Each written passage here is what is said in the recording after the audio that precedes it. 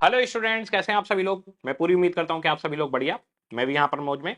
बच्चों, सबसे पहले आप सभी को वेलकम है नमिता अरोड़ा क्लासेज में। मेरा नाम सीए नमिता अरोड़ा है और मैं सीए इंटरमीडिएट के ग्रुप 2 में पेपर नंबर 4 और पेपर नंबर 6 ये टीच करता हूँ। तो आज हम लोगों का कोर्स स्टार्ट होने वाला है, तो यहाँ पर हम लोग बातचीत करेंगे कि हम पढ़ने कैसे वाले हैं और छोटा थोड़ा बहुत कोस्टिंग का आइडिया भी आपको दूंगा। वैसे कोई आज पढ़ाई वढ़ाई नहीं होनी, बहुत छोटा सा एक इंट्रोडक्शन लेक्चर है कि पढ़ाई चलेगी किस तरीके से। तो हमारे पास अगर हम बात करते हैं सिलेबस की, तो दो ग्रुप है, फर्स्ट ग्रुप और सेकंड ग्रुप, दोनों में तीन तीन पेपर हैं। इसमें पेपर नंबर 4 और 6 हम पढ़ाते हैं और पेपर नंबर 4 की क्लासेज का ये इंट्रोडक्शन है। तो हमारे पास पेपर नंबर 4 है cost and management accounting. 100% numerical paper है और बहुत अच्छा स्कोर कर सकते हैं। इसमें हम लोग जो पढ़ेंगे इस तरह से पढ़ेंगे कि हमारे भैया 80-90 नंबर आराम से आ जाएं और हमारे ग्रुप को पूरी तरीके से सपोर्ट करने वाला पेपर बनेगा। बहुत बढ़िया स्कोरिंग पेपर है, बहुत आसान है। इसके अंदर अगर आपको कंसेप्ट क्लियर है तो एकदम मलाई मक्खन आपके नंबर इसमें आ जाते हैं। हमारा जो पढ़ने का तरीका रहेगा, पढ़ने के तरीके में देखो जी, हमारे पास क्या चीज होती है, एक आपको स्टडी मटेरियल मिलता है क्लासेज की तरफ से और एक लेक्चर मिलते हैं। यही हमारा पूरा इसी के ऊपर सारा ये सारा हमारा कोर्स बैठा हुआ है, बना हुआ है। तो अगर हम स्टडी पैटर्न और बुक्स की बात करें, इन्हें हम समझ लेते हैं आखिर हमारे पास बुक्स क्या हैं, किस तरह से हम पढ़ेंगे। तो जो हमारे पास प्रैक्टिकल बुक है, उस बुक को मैंने सेक्शन वाइज बांटा हुआ है। Book question, past year question, suggested revision और फिर केस सिनेरियो जो है वो कवर हो जाते हैं इसके अंदर आपके। तो हमारे पास बेसिकली आईसीएआई के पास जो सोर्सेज हैं वो है, आईसीएआई के पास पहला सोर्स स्टडी मॉड्यूल जो आपको मिलता है, मोटी मोटी बुक्स भेज देते हैं आपके घर पे। उन्हीं को देख देख के बच्चे फोटो खींच के डालते रहते हैं कि देखो हमारे पास कितनी पढ़ाई चल रही है। ये मेन सोर्स है इनका। तो आईसीआई एक तो क्वेश्चन पूछता है यहां से, मेन सोर्स ये इनका पढ़ाने का। इसके अलावा एग्जाम से पहले हर अटेम्प्ट के लिए रिलीज की जाती है आरटीपी, रिवीजन टेस्ट पेपर, या आईसीआई रिलीज करता है।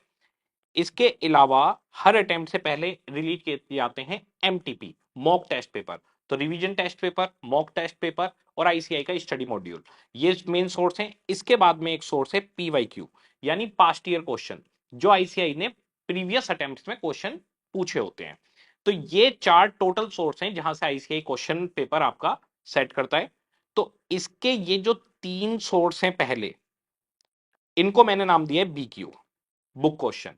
और इसके बाद में पीवाईक्यू सेक्शन का नाम है पीवाईक्यू। ये दो सेक्शन मैंने इस तरह से बांटे हैं। मैं आपको बुक दिखाता हूं कैसे दिखेगी। सबसे पहले हमारे पास अगर हम जाते हैं इंडेक्स में, तो इंडेक्स के अंदर हमारे पास टोटल 14 चैप्टर्स में ये हमारा कोर्स बटा हुआ है। तो आपके पास यहां तक कोर्स है, ये 14 चैप्टर तक। तो आपके पास पहला चैप्टर मटेरियल कोर्स से चलेगा और इससे लेकर टोटल 14 चैप्टर्स में हमने कोर्स को डिवाइड किया हुआ है। उसके बाद में आपके जो केस सिनेरियो पूछे जाते हैं, केस सिनेरियो के अंदर एक केस स्टडी बनाई जाती है। वो केस स्टडी जो हम क्लास में पढ़ाई करेंगे उसी में से होगी, लेकिन आईसीआई ने जितनी भी आज तक केस स्टडी बनाई है वो सारी की सारी केस स्टडी मैं आपको करवाऊंगा। तो पहले हम ये 14 चैप्टर पढ़ेंगे, सारा सीख लेंगे, सारी पढ़ाई कर लेंगे। उसके बाद केस सिनेरियो, कोई लेटेस्ट एग्जाम पेपर्स हैं उनको भी डिस्कस करेंगे। इस तरह से हमारा पूरा का पूरा बुक के अंदर चैप्टर वाइज डिजाइन है। अब हर चैप्टर के अंदर कैसे डिजाइनिंग है वो देखिए। हर चैप्टर के अंदर सबसे पहला पोर्शन मिलता है बीक्यू।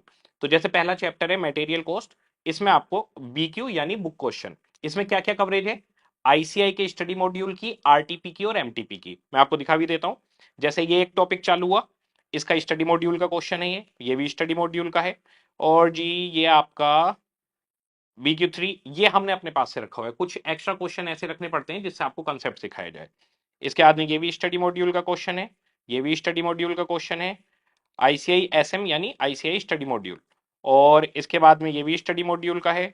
फिर ये आरटीपी एमटीपी के क्वेश्चन आ गए, जैसे BQ8 BQ9 या आरटीपी एमटीपी आ गए। तो इस तरह से हमारे बुक में क्वेश्चंस डिजाइन है। मैंने सब जगह मेंशन किया हुआ है कौन सा स्टडी मॉड्यूल का है, कौन सा आरटीपी का, कौन सा एमटीपी का। 100% कवरेज है, कुछ नहीं छूटा हुआ। तो इनको नाम दिया गया है बीक्यू। एक तो ये चलेंगे हमारे पास, दूसरा हमारे पास चलेगा पीवाईक्यू। इसी चैप्टर के अब एग्जाम में जो क्वेश्चन आए हैं उनको देखेंगे। एग्जाम वाले क्वेश्चन करके आपको कॉन्फिडेंस आ जाता है। और देखो, एक आइडिया ये भी लग जाता है आपको कि एग्जामिनर कहां से क्वेश्चन पूछता है। पूरे चैप्टर से क्वेश्चन कभी नहीं पूछे जाते, उसके कुछ सेलेक्टेड एरिया से पूछे जाते हैं। तो आपको एक कॉन्फिडेंस आ जाता है कि हाँ, एक तो पास्ट ईयर क्वेश्चन जब आप करते हो तो कॉन्फिडेंस आता है, यस मैं कर सकता हूं या कर सकती हूँ। और दूसरा आपको ये पता चल जाता है कि एग्जामिनर का फोकस क्या है।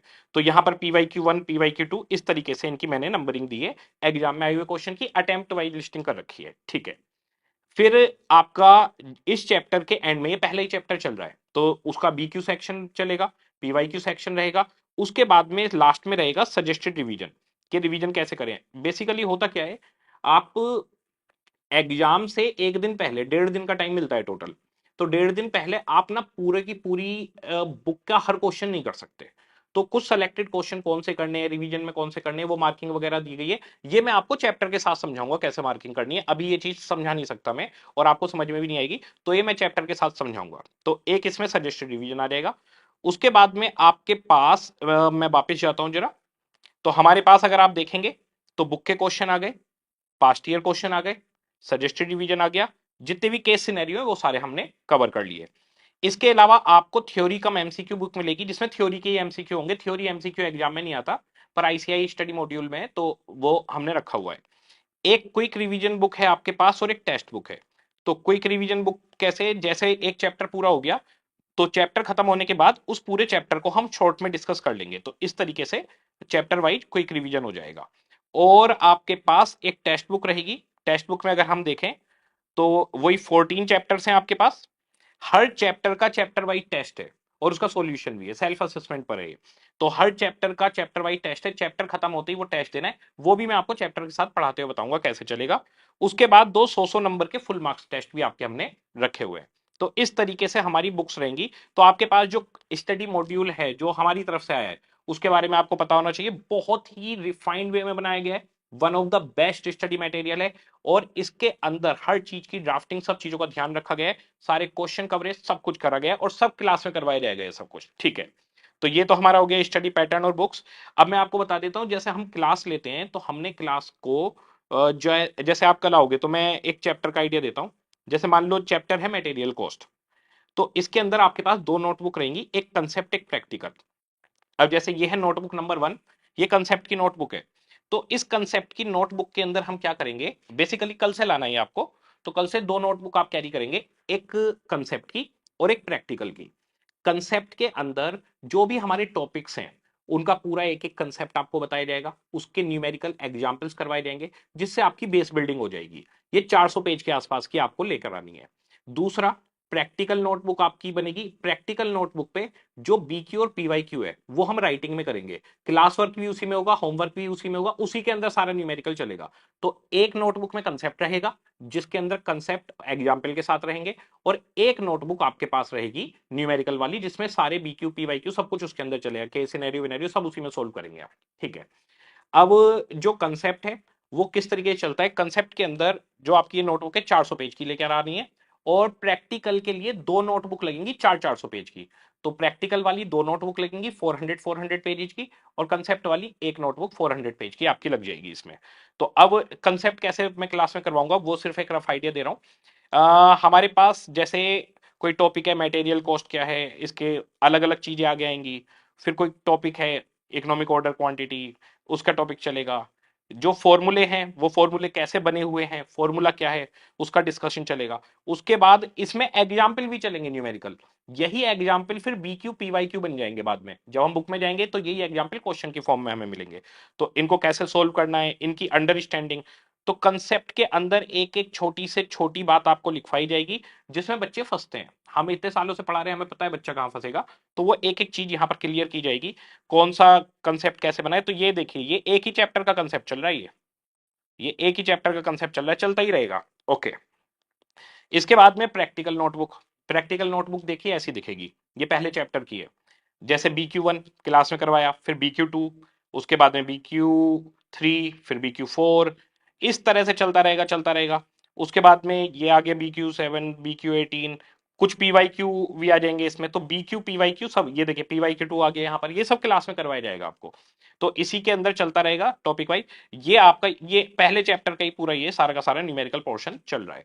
तो दो नोटबुक कैरी करेंगे, एक कंसेप्ट की 400 पेज की, एक प्रैक्टिकल की 400 पेज की कर ले आना, जब वो भर जाएगी फिर एक और खरीद लेना, ठीक है। तो इस तरीके से हम क्लास में पढ़ाई करेंगे। ओके जी। अब ये हो गया जी, बस इतना ही बताना था मैं आपको, सही बताऊं इंट्रोडक्शन में, कि भाई हमारे पास बुक्स का पैटर्न क्या रहेगा और क्लास में पढ़ना कैसे है, क्योंकि अगले लेक्चर से हमारी क्लास प्रॉपर वे में स्टार्ट हो जाएगी। अब थोड़ा सा आपको कॉस्ट एंड मैनेजमेंट अकाउंटिंग जो आपका पेपर है उसका आइडिया दे देता हूं, बिल्कुल बेसिक छोटी छोटी बातें बताने वाला हूं। जो मेन बात है वो कल से स्टार्ट होगी चैप्टर वाइज। तो कॉस्ट एंड मैनेजमेंट अकाउंटिंग जो आपके कोर्स का नाम है, इसका सबसे पहला नाम है कॉस्ट। कॉस्ट का मतलब होता है जो भी खर्चा लगा। देखो, या तो आप कोई प्रोडक्ट बनाओगे, जैसे आप मोबाइल बना रहे हो, आप कैलकुलेटर बना रहे हो, पेन ड्राइव बना रहे हो, ये सब प्रोडक्ट हैं। या फिर आप सर्विस प्रोवाइड करोगे। सर्विस प्रोवाइड जैसे मैं आपको टीच कर रहा हूं तो ये सर्विस है। डॉक्टर आपको कंसल्टेंसी देते हैं, वो सर्विस है। पेपर पे लिख देते हैं ना ये दवाई ले लो। वकील आपको कंसल्टेंसी देते हैं, आपके लिए केस लड़ते हैं। सीए आपकी रिटर्न फाइल करते हैं। ये सब सर्विस इंडस्ट्री है। तो या तो आप कोई सर्विस प्रोवाइड करते हो या फिर आप कोई मैन्युफैक्चरर हो, कोई प्रोडक्ट बनाते हो। तो हमारे पास सबसे पहले जो भी प्रोडक्ट बनाने वाली कंपनी है, यानी प्रोडक्शन हाउस है, मैन्युफैक्चरिंग कंपनी है, या फिर जो सर्विस प्रोवाइडर है, उसे अपनी सर्विस या प्रोडक्ट की कॉस्ट निकालनी पड़ती है कि भाई कॉस्ट आखिर हमारी कितनी आ रही है। जब तक कॉस्ट नहीं निकालेगा तब तक वो अपना सेल प्राइस कैसे सेट करेगा कि मेरे को सर्विस या प्रोडक्ट कितने बेचना है। तो ये मोबाइल है, इस मोबाइल की पहले कॉस्टिंग निकलेगी, उसके अंदर इसमें कैमरे लगे हुए हैं, स्क्रीन लगी हुई है, अंदर चिप्स लगी हुई हैं, मार्केटिंग का खर्चा होता है, प्रोडक्शन का खर्चा होता है, एडमिनिस्ट्रेशन का खर्चा होता है। वो सारे खर्चे जोड़े जाएंगे और उन्हें बोला जाएगा ये हुई मोबाइल बनाने की कॉस्ट। तो जब मोबाइल बनाने की कॉस्ट आ गई भाई 80,000 रुपए, ठीक है। कंपनी को लगता है 25% मार्जिन कॉस्ट पे ठीक रहेगा, 20,000 का प्रॉफिट जोड़ लिया उसने, और सेल प्राइस इसका बाजार में रख दिया 1 लाख रुपए। तो हमें कॉस्टिंग निकालनी पड़ती है जिससे हम सेल प्राइस को तय कर पाए। दूसरा, हमें पता ही नहीं चलेगा हमारा प्रॉफिट कितना हो रहा है जब तक आप प्रोडक्ट की या सर्विस की कॉस्ट नहीं निकालोगे। तो वो कॉस्टिंग कैसे निकलेगी वो हम देखेंगे। सिंपल सा तरीका है, कोई भी आप आर्टिकल बना रहे हैं, कोई भी प्रोडक्ट बना रहे हैं या कोई एक्टिविटी है, उसके ऊपर जितना भी अमाउंट खर्च हुआ है उसे हम कॉस्ट बोलते हैं। तो एक प्रोडक्ट को बनाने बेचने में जो भी खर्चे हुए वो कॉस्ट है। एक सर्विस को एग्जीक्यूट करने में जो भी खर्चे हुए वो सर्विस को प्रोवाइड करने की कॉस्ट बन जाएगी। तो कॉस्ट बिल्कुल सिंपल है, लगने वाला टोटल खर्चा। जैसे अगर मैं आपसे बात करूं कि भाई आपकी सीए के अंदर कॉस्टिंग कितनी लग रही है, मान लो हमारे ही सब्जेक्ट की, तो आपने जो हमारी क्लासेज परचेज की वो पैसे दिए हैं। आप जिस लैपटॉप मोबाइल पे क्लासेज देखते हो, टैबलेट पे वगैरह पे, उसका डेप्रिसिएशन भी तो लग रहा है। जिस रूम में आप बैठ के पढ़ाई कर रहे हो उस रूम में पंखा चल रहा है। तो ये सारे खर्चे जोड़े जाएंगे। तो दिखने में सिर्फ क्लास खरीदना कॉस्ट नहीं है। मैंने अभी आपको बताया नोटबुक लेके आनी है, भाई वो नोटबुक भी तो खरीदने के पैसे लगेंगे। उस पर जिस पेन से लिखोगे उसका भी तो खर्चा होगा। एक स्केल लेके आओगे उसका भी खर्चा होगा। एक कैलकुलेटर लेके बैठोगे वो भी डेप्रिशिएट होगा। तो ये सारे खर्चे जोड़ने हैं हमें, और ये बहुत आसान है, मैं आपको बता दूं, ये बहुत ही सिंपल है। तो बहुत आसान करके पढ़ने वाले हैं। कॉस्टिंग का मतलब है कि भैया लगने वाला सारा खर्चा। बस इसमें और अकाउंट में एक डिफरेंस है। यहां पर जो खर्चा एक्चुअल में लगता है वो भी लिया जाता है, और एक नोशनल खर्चा लिया जाता है। नोशनल का मतलब है जो एक्चुअल में खर्च नहीं हुआ। लाइक जिस स्टूडियो से मैं रिकॉर्डिंग कर रहा हूं, ये एक स्टूडियो रूम है, और ये मेरा अपना खरीदा हुआ है खुद का, मेरी अपनी प्रॉपर्टी है ये, ठीक है। इसका मतलब मेरी अपनी प्रॉपर्टी है तो मैं इसका कोई रेंट तो नहीं दूंगा। लेकिन अगर यही स्टूडियो मैं किसी को किराए पे दे दूं तो 30,000 रुपए महीना मेरे को मिल सकते हैं। तो यहां पर हो गया कि एक्चुअल में तो मैंने कोई खर्चा नहीं किया स्टूडियो का, क्योंकि मेरा कोई रेंट नहीं जा रहा। लेकिन अगर मैं इसको किसी और को किराए पे दूं तो मुझे 30,000 रुपए मिल सकते हैं। तो ये जो 30,000 रुपए मिल सकते हैं इसको नोशनल बोला जाता है। तो एक तरीके से आप इसको अभी के लिए अपॉर्चुनिटी कॉस्ट समझ सकते हैं। तो जब मैं आपकी क्लासेज की कॉस्ट निकालूंगा कि कॉस्टिंग की एक क्लास कितने की बैठ रही है, उसमें सारे खर्चे जोड़ने के बाद में मैं मंथली रेंटल 30,000 रुपए और जोड़ूंगा। और वो रेंट एक्चुअल रेंट नहीं होगा, वो रेंट होगा नोशनल रेंट। नोशनल यानी सच में नहीं है लेकिन चार्ज कर रहे हैं, तो नोशनल रेंट भी जोड़ा जाएगा। तो कॉस्टिंग के अंदर उन खर्चों को भी जोड़ा जाता है जो नोशनल होते हैं, यानी एक्चुअल में नहीं हुए। जबकि अकाउंट के अंदर ऐसा नहीं होता। अकाउंटिंग कहती है कि ट्रांजैक्शन होने के बाद, जब इवेंट होगा और उसमें ट्रांजैक्शन होगी तभी अकाउंटिंग चालू होगी। अगर ट्रांजैक्शन नहीं है तो अकाउंटिंग चालू नहीं होगी।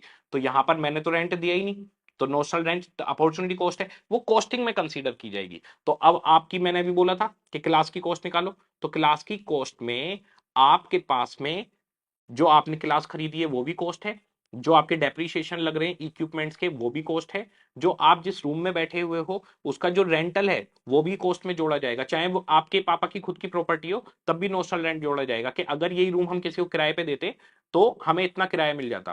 प्लस आपकी जो अपना टाइम खर्च हो रहा है पढ़ने में, आपकी जो जवानी जाने वाली है सीए करते हुए, वो भी कॉस्ट में जोड़ दी जाएगी। अब वो जवानी की कॉस्ट आप कैसे निकालोगे वो भाई आप जानो, वो कैलकुलेशन मेरे पास भी नहीं है, पर कोई बात नहीं, सीए बनने के बाद जब पैसे आते हैं वो जवानी लौट आती है। ठीक है, तो हमारे पास कॉस्टिंग के अंदर जो भी खर्चा होगा किसी प्रोडक्ट को बनाने में या सर्विस प्रोवाइड करने में, वो एक्चुअल हो या नॉमिनल हो, उसे हम कॉस्ट बोल देते हैं। ठीक है, अब दूसरा शब्द है मैनेजमेंट अकाउंटिंग।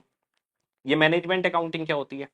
देखो, मैनेजमेंट का क्या काम होता है? मैनेजमेंट का काम होता है प्लानिंग करना, ऑर्गेनाइजिंग करना, कंट्रोलिंग करना और डिसीजन मेकिंग लेना। तो आगे क्या करना है उसकी प्लानिंग करता है मैनेजमेंट, ऑर्गेनाइज करता है, इसके अलावा कंट्रोलिंग रखता है सारी चीजों पे सिस्टम के ऊपर, और डिसीजन मेकिंग लेता है। ये मैनेजमेंट का काम है। मैनेजमेंट अकाउंटिंग का काम है इस सब काम के लिए इंफॉर्मेशन प्रोवाइड करना मैनेजमेंट को। तो मैनेजमेंट अकाउंटिंग क्या करती है? इट असिस्ट यानी हेल्प करती है। मैनेजमेंट कैसे हेल्प करती है? By provision of relevant information. तो मैनेजमेंट अकाउंटिंग का मतलब है कि हम मैनेजमेंट की मदद करेंगे, कैसे? इंफॉर्मेशन देकर, और मैनेजमेंट उस इंफॉर्मेशन से कर पाएगा प्रॉपर वे में प्लानिंग, ऑर्गेनाइजिंग, कंट्रोलिंग और डिसीजन मेकिंग। ठीक है, तो कॉस्टिंग का मतलब खर्चे, मैनेजमेंट अकाउंटिंग का मतलब इंफॉर्मेशन प्रोवाइड करना मैनेजमेंट को जिससे वो डिसीजन ले पाए। फिर से बोलता हूं, मैनेजमेंट अकाउंटिंग का काम है मैनेजमेंट को इंफॉर्मेशन देना जिससे वो डिसीजन ले पाए, जिससे वो मैनेजमेंट प्रॉपर वे में कर पाए। तो ये इंफॉर्मेशन देना मैनेजमेंट अकाउंटिंग कहलाता है। अब जरा दोनों को जोड़ दो, कॉस्ट प्लस मैनेजमेंट अकाउंटिंग, इन दोनों को जोड़ दो। तो यहां पर मैनेजमेंट अकाउंटिंग का मतलब था इंफॉर्मेशन देनी है, कॉस्ट का मतलब है खर्चे कितने हुए। तो कॉस्ट एंड मैनेजमेंट अकाउंटिंग का मतलब है मैनेजमेंट को इंफॉर्मेशन देना कॉस्ट से रिलेटेड, जिससे वो डिसीजन मेकिंग कर पाए। तो कॉस्ट मैनेजमेंट या कॉस्ट मैनेजमेंट अकाउंटिंग का काम है कि हम डेटा प्रोवाइड करेंगे, इंफॉर्मेशन देंगे किसको? मैनेजमेंट को। किस लिए? जिससे वो प्लान कर पाए, मॉनिटर कर पाए और कंट्रोल कर पाए कॉस्ट को। तो कॉस्ट एंड मैनेजमेंट अकाउंटिंग या कॉस्ट मैनेजमेंट या कॉस्ट मैनेजमेंट अकाउंटिंग, ये इस तरह से बोला जाता है, cost and management accounting, cost management या कॉस्ट मैनेजमेंट अकाउंटिंग, इस तरह से अलग अलग नाम इसके बोले जाते हैं। इसका एक ही काम है कि टॉप लेवल मैनेजमेंट के पास कॉस्टिंग की इंफॉर्मेशन दी जाएगी जिससे वो फर्दर प्लानिंग कर सके कॉस्ट से रिलेटेड, सेल प्राइस से रिलेटेड, जिससे वो कंट्रोल कर सकें कॉस्ट को, जिससे वो मॉनिटर कर सकें कॉस्ट को। तो कॉस्ट को मॉनिटर करने के लिए, प्लान करने के लिए, कंट्रोल करने के लिए, कॉस्टिंग से रिलेटेड डिसीजन लेने के लिए जो इंफॉर्मेशन दी जाती है, इस पूरी प्रोसेस को कॉस्ट एंड मैनेजमेंट अकाउंटिंग बोला जाता है। ठीक है जी, तो कॉस्टिंग का मतलब खर्चे, मैनेजमेंट अकाउंटिंग का मतलब मैनेजमेंट को इंफॉर्मेशन देना, कॉस्ट एंड मैनेजमेंट अकाउंटिंग का मतलब कॉस्ट की इंफॉर्मेशन देना मैनेजमेंट को कॉस्ट से रिलेटेड डिसीजन लेने के लिए। अब हमारे ऑब्जेक्टिव क्या है भाई कॉस्ट एंड मैनेजमेंट अकाउंटिंग के? तो जो कॉस्ट अकाउंटिंग है इसके बड़े सिंपल से ऑब्जेक्टिव है। सबसे पहला ऑब्जेक्टिव है किसी भी प्रोडक्ट या सर्विस की कॉस्ट निकालना। जैसे अभी मैंने मोबाइल की कॉस्ट निकाली, स्टेप नंबर 1, मोबाइल की कॉस्ट निकाल ली, 80,000 रुपए निकाली थी हमने, तो 80,000 कॉस्ट निकाल ली, पहला काम। अब ये कॉस्ट किस लिए निकालिए? जिससे हम सेल प्राइस डिसाइड कर सकें, जिससे हम प्रॉफिट निकाल सके। तो दूसरा पहला है एसरटेनमेंट ऑफ कॉस्ट, कॉस्ट निकालो। फिर सेल प्राइस और प्रॉफिट को डिटरमाइन करो कितना चाहिए। फिर दूसरे स्टेप में मैंने क्या किया, इसका सेल प्राइस रखा था 1,00,000 रुपीज, तो एक कॉस्ट आ गई, ये सेल प्राइस हो गया। इन दोनों का डिफरेंस ही कहलाता है प्रॉफिट। हमारा प्रॉफिट निकल आया 20,000।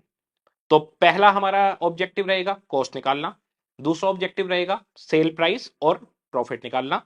इसके बाद में अगला ऑब्जेक्टिव है कॉस्ट को कंट्रोल करना। अब जैसे मान लो आपका डेली का खर्चा 1,000 रुपए है, फॉर एन एग्जाम्पल। अब आपका डेली का खर्चा 1,000 रुपए है, तो मैनेजमेंट को यह सेट करना पड़ता है कि मेरा खर्चा इससे ज्यादा ना हो। अब मान लीजिए एक कंपनी है, उसका सालाना खर्चा 100 करोड़ रुपए है, तो उसका ये टारगेट रहेगा कि मेरी कॉस्ट कंट्रोल रहे, 100 करोड़ के बियॉन्ड ना जाए। इसे कहते हैं कॉस्ट को कंट्रोल करना, बढ़नी नहीं चाहिए। अगला स्टेप आता है कॉस्ट रिडक्शन। अगली सोच ये होती है कि इसको क्या हम किसी तरीके से कम कर सकते हैं। जैसे आपका डेली का खर्चा 1,000 है, तो आप ये सोचोगे क्या मैं इसे किसी तरीके से कम कर सकता हूं। मान लो आपके आने जाने पे डेली के 500 रुपए लग रहे हैं, तो आप ये सोच सकते हो मैं अपने कन्वेंस से जाऊं तो मेरी कॉस्ट कम हो जाएगी। या आपके अपने कन्वेंस से 500 रुपए लग रहे हैं, तो आप ये सोच सकते हो कि पब्लिक ट्रांसपोर्ट से जाऊं तो 500 रुपए से कम लगेंगे मेरे।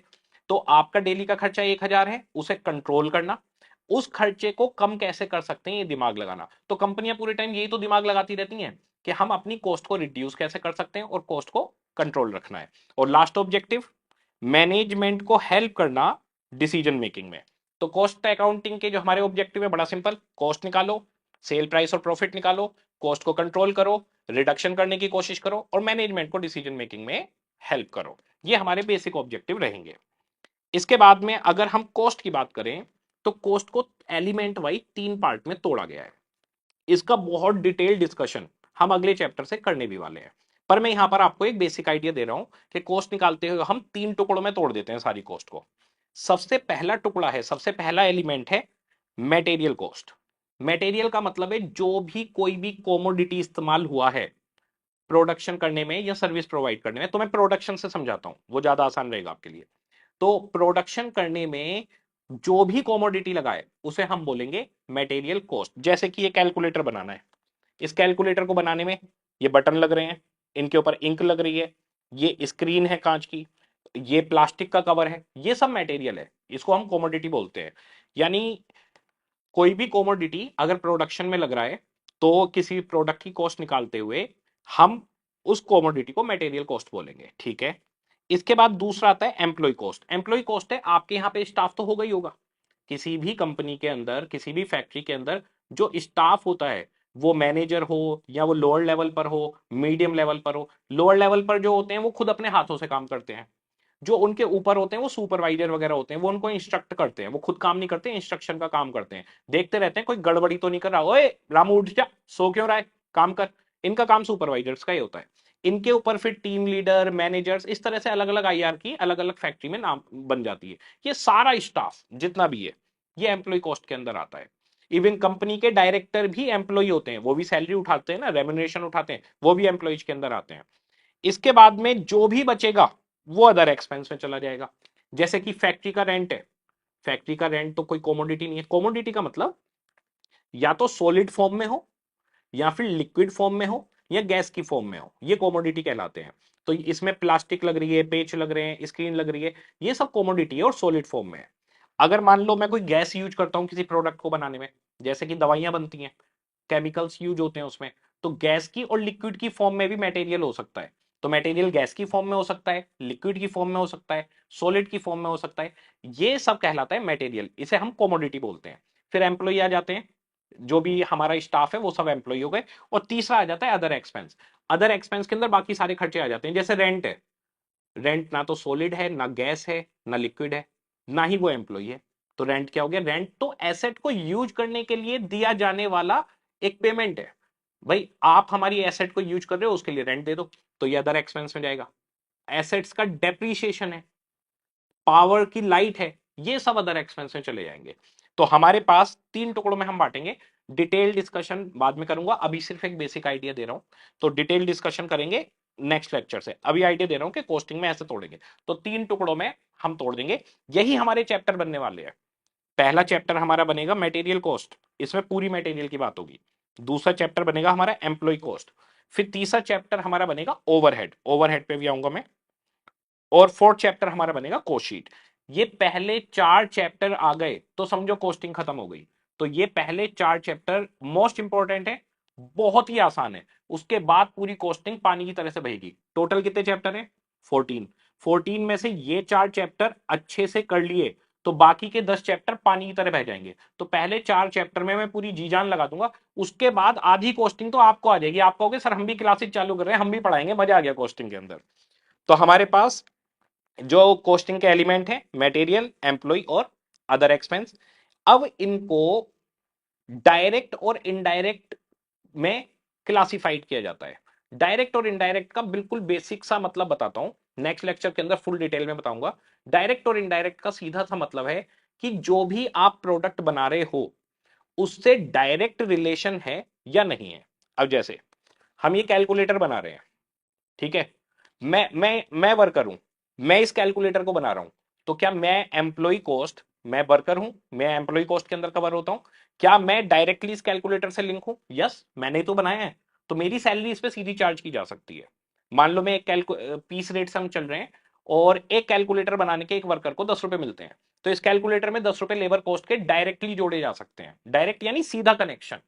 अच्छा, और मटेरियल के अंदर, क्या ये जो शीशा खरीदा है आपने, इसमें स्क्रीन खरीदी है, यहां पर ये सोलर पैनल लगा हुआ है, ये खरीदा है आपने, ये बटन खरीदे हैं, प्लास्टिक खरीदा है, इसके अंदर सेल लगा हुआ है, बैटरी लगी हुई है, वो खरीदी है, क्या वो इस कैलकुलेटर से सीधे लिंक है? यस, बिल्कुल लिंक है। अब ये हमारे पास मोबाइल है, जो मोबाइल की स्क्रीन है, मोबाइल के कैमरे हैं, क्या इस मोबाइल से सीधे लिंक हो पा रहे हैं? यस, इससे हो पा रहे हैं। इन कैमरों की कॉस्ट सीधे इसमें जोड़ सकता हूं, स्क्रीन की कॉस्ट सीधे इसमें जोड़ सकता हूं, इसके अंदर जो मेमोरी है 128 GB, 256 GB, जो भी मेमोरी है, जो इसकी रैम है, वो सीधे इससे जोड़ सकता हूं।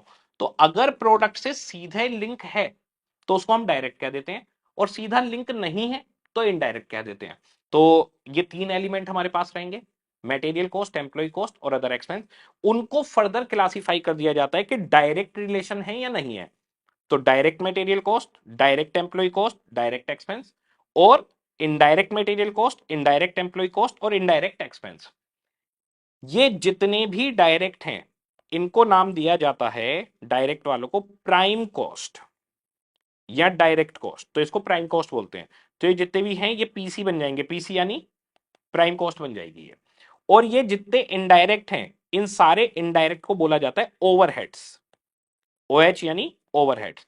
तो सारे इनडायरेक्ट जुड़कर ओवरहेड बन जाएंगे, और सारे डायरेक्ट जुड़कर प्राइम कॉस्ट बन जाएंगे। ये ही 4 चैप्टर में हम करने वाले हैं, तो शुरू के 4 चैप्टर में यही चलेगा हमारे, सिर्फ इतना ही। इसलिए जरा सा बेसिक आइडिया दे रहा हूं, बिल्कुल इन डेप्थ अभी पढ़ाई कल से चालू करेंगे। तो अगर मैं बात करूं, अभी तक हमने जो देखा, अभी तक का जो देखा, आ जाओ जरा, जो आज हमारा डिस्कशन हुआ है, दैट्स इट, इतना ही डिस्कशन है हमारा आज का। तो कॉस्ट एंड मैनेजमेंट अकाउंटिंग की पढ़ाई कैसे करेंगे? एक कंसेप्ट का रजिस्टर लेके आएंगे और एक प्रैक्टिकल का। कंसेप्ट के रजिस्टर में कंसेप्ट चलेगा, एग्जाम्पल भी चलेंगे।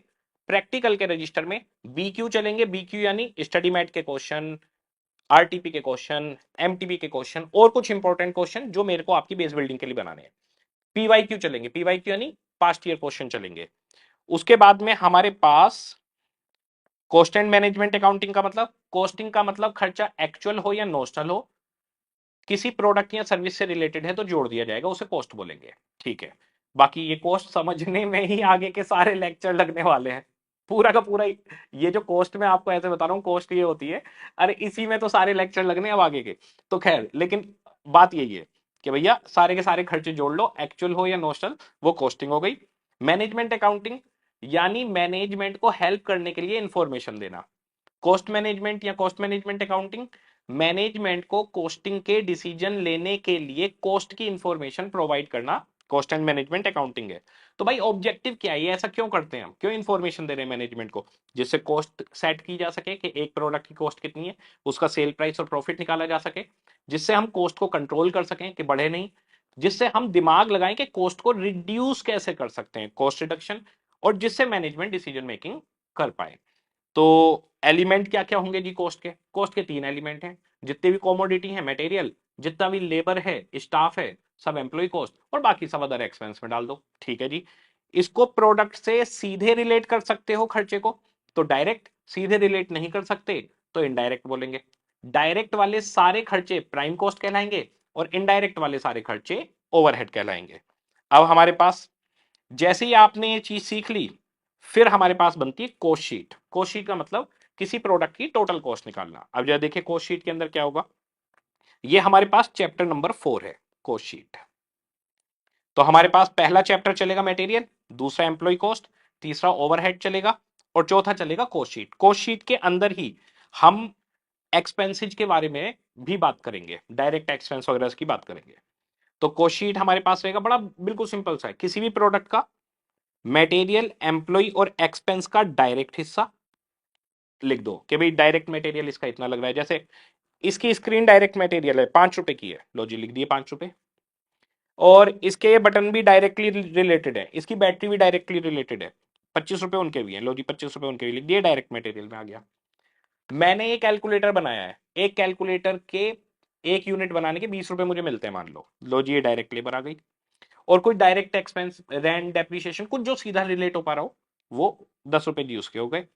तो 30 और 30, 60 रुपीज इसकी प्राइम कॉस्ट हो गई। इसे हम कहते हैं डायरेक्ट कॉस्ट या प्राइम कॉस्ट। तो सबसे पहले direct material, direct employ cost, direct expense, इन्हें जोड़ो, ये प्राइम कॉस्ट आ जाएगी। इसके बाद में फिर आएंगे ओवरहेड्स, अब इनडायरेक्ट खर्चा आ जाएगा।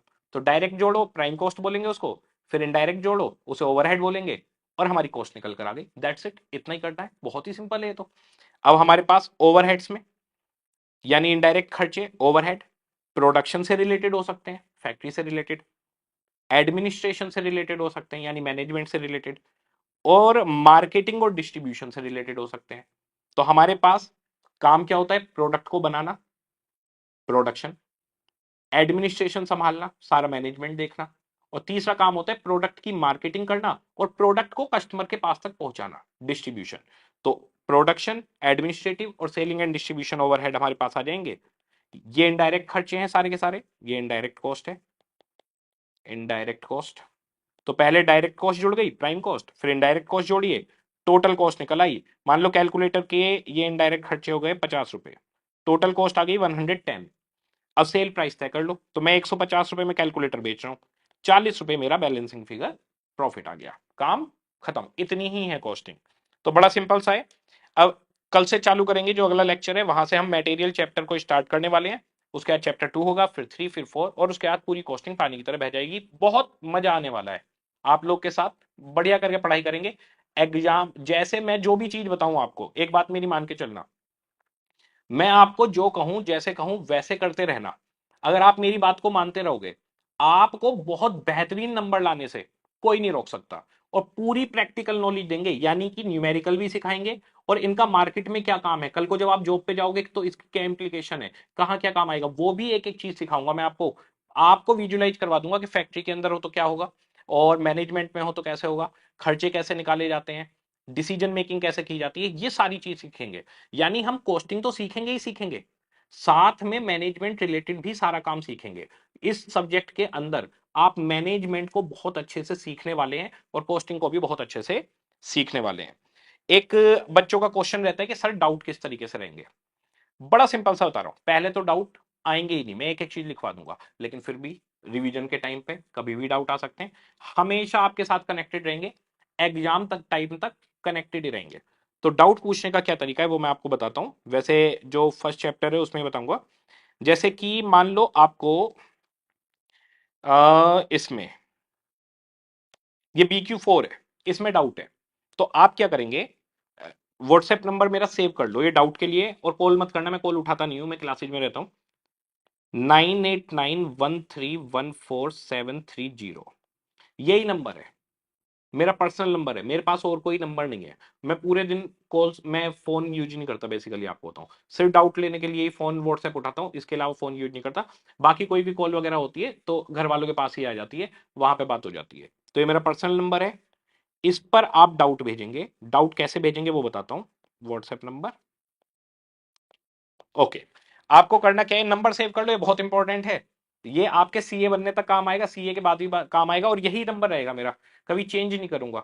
तो शुरू से यही नंबर है आज, मतलब मेरा जो पहला मोबाइल नंबर था वो यही था, आज तक यही है और आगे भी यही रहेगा। डाउट कैसे पूछेंगे, देखिए आपको सिंपली करना क्या है,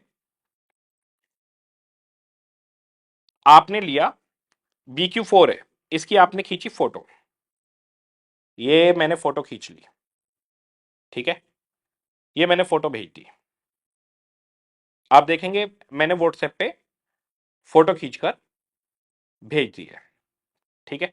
इसके बाद में आप क्या करेंगे, टाइपिंग वाइपिंग आपको टाइप करके भेजने में, डाउट टाइप करके भेज दो, मैं वॉइस मैसेज में ही रिप्लाई करता हूं, मेरे को वॉइस मैसेज कंफर्टेबल लगते हैं।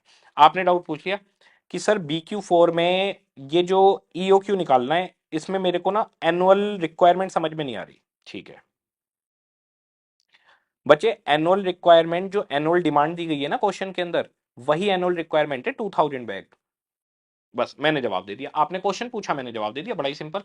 तो हमारे पास ये व्हाट्सएप नंबर सेव कर लीजिए, क्वेश्चन की फोटो खींचो, डाउट पूछो। बाकी डाउट पूछना कैसे है उसका मैं तरीका आपको बता देता हूं। पूरी कोशिश क्या करिएगा, पहले एक पूरा चैप्टर खत्म करना, जैसे मटेरियल कॉस्ट है, वो पूरा चैप्टर पहले पढ़ लेना। आपका जो रजिस्टर है, जो भी नोटबुक है, उसमें पीछे डाउट लिखते रहना कि मेरे को ये डाउट आ रहा है, और फोटो खींच लेना पहले उसकी, वो डाउट लिखते रहना।